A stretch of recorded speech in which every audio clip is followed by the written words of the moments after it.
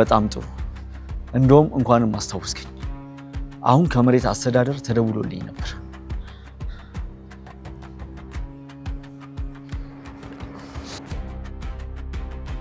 ይዞታው ያንተ አይደለም ማለት ምን ማለት ነው? ቤቱ ያንተ አይደለም እያልከኝ ነው? ምንድነው የምትለው? ቤቱ የኔ ነው፣ ይዞታው የኔ ነው። ምንድነው እያወራ ያለው?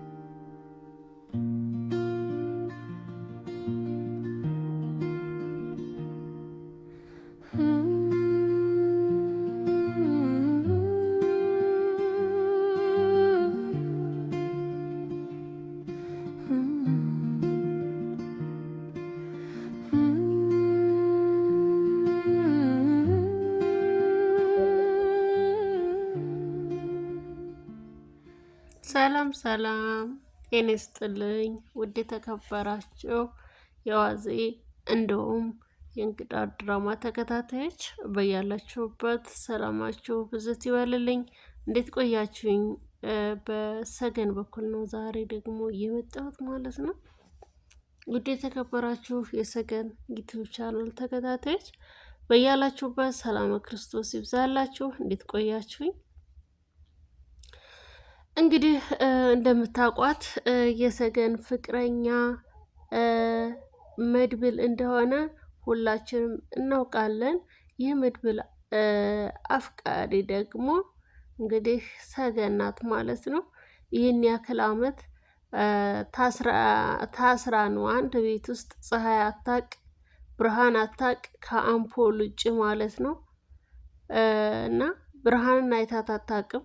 አሁን ላይ መድብል ደርሶላት በህይወት እንዳለች ስላወቀ ከዚህ ጉድ ሊያወጣት መጥቶ ከእሱ ራሱ ህይወቱን መስዋዕት አድርጎ ከአክሊሉ እጅ ፍልቅቅ አድርጎ ይዟት ወጥቷል ማለት ነው።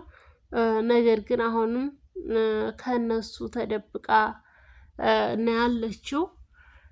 እንግዲህ በጣም እንደምታውቋት እርቧታል። ታስራበት የከረመችበት ቤት ውስጥ ምግብ አልበላችም።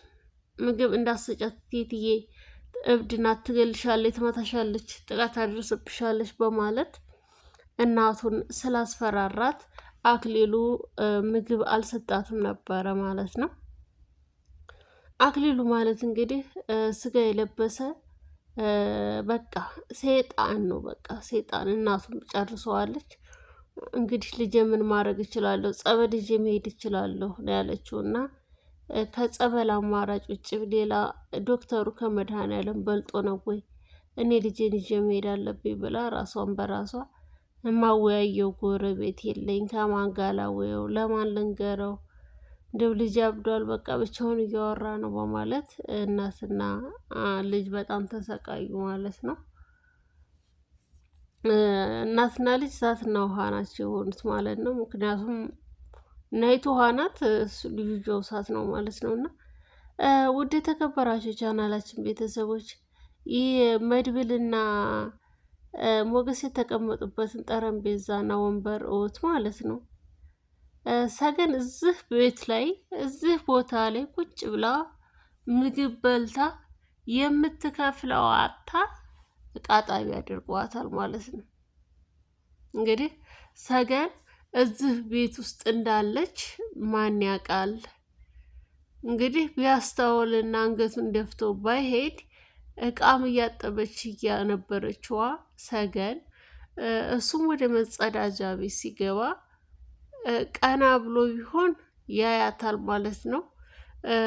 እሷም እያለቀሰች በሀሳብ ተውጣ ስለነበረ ድምፅ ምንም አልሰማችም እንጂ መጸዳጃ ቤት ሆኖ ከአክሊሉ ጋር ሲያወራ ነበረ ሞገስ ማለት ነው።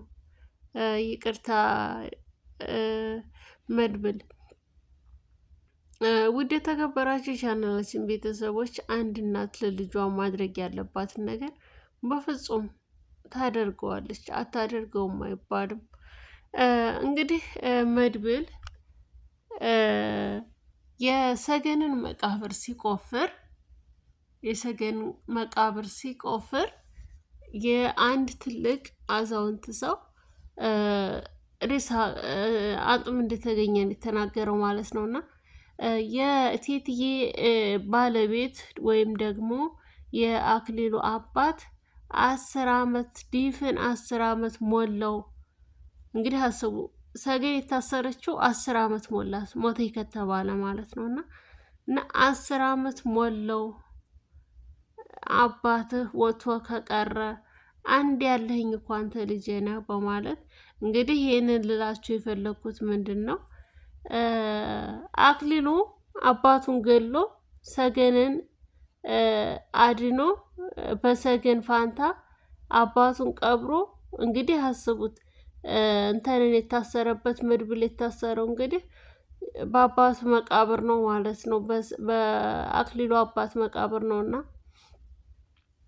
እነኚህ ወንድማማቾች ደግሞ እየበላህ አይደለም እባክህን የሚበላውን በላ ምግብ ብላ እያለ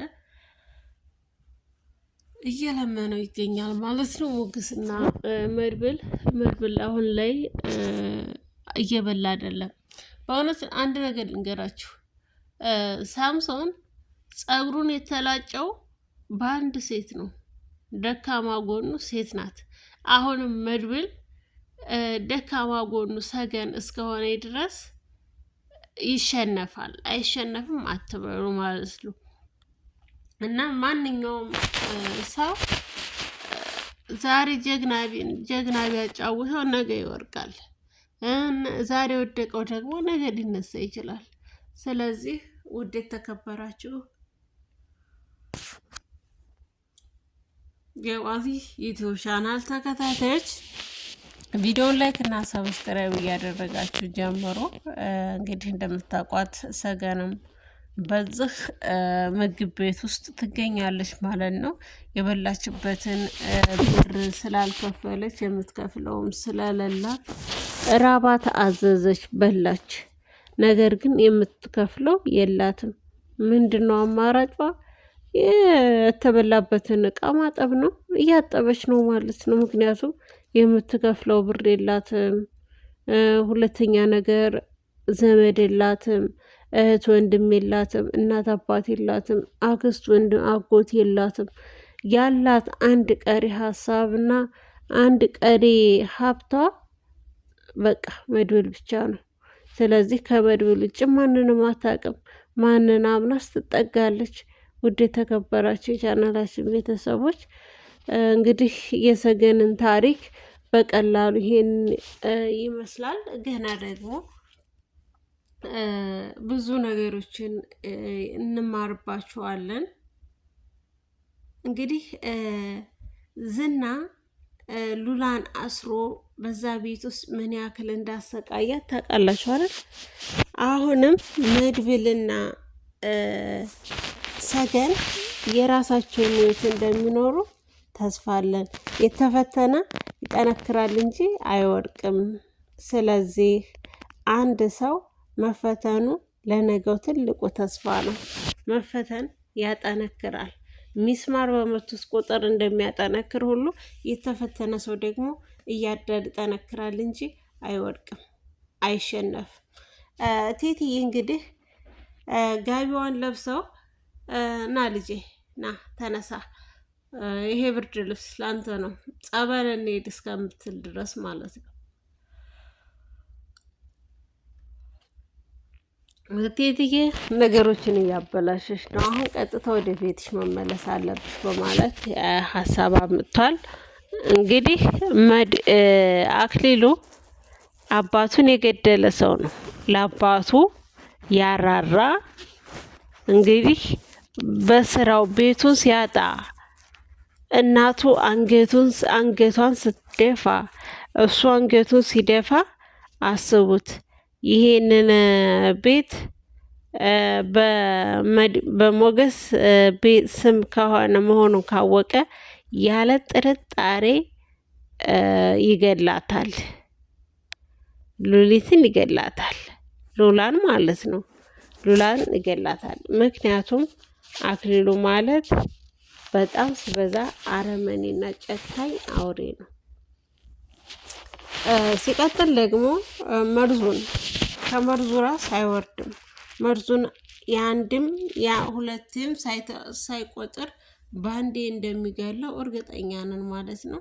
ውድ የተከበራችሁ የቻናላችን ቤተሰቦች ቪዲዮን ላይክ እና ሰብስክራይብ እያደረጋችሁ ለምትሰጡን ሀሳብ አስተያየት ከልብ እናመሰግናለን። ቀጣዩን ፓርት ለማየት እንግዲህ በጉጉት እንደምትጠብቁ አውቃለሁ። የመድብልና የሰገን ማለት ነው መጨረሻቸው በጣም ያጓጓል። መጨረሻቸው በጣም ይናፍቃል።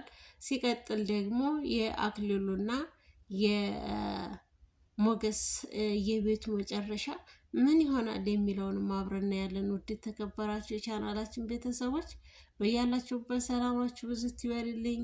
ወዳችኋለሁ፣ አከብራችኋለሁ።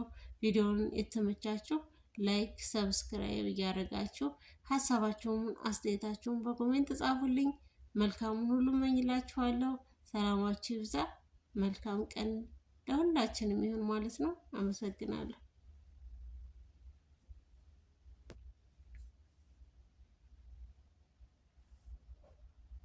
ላይክ ያላደረጋችሁ ላይክ፣ ሰብስክራይብ ያላደረጋችሁ ሰብስክራይብ በማድረግ አበረታቱን። እናመሰግናለን።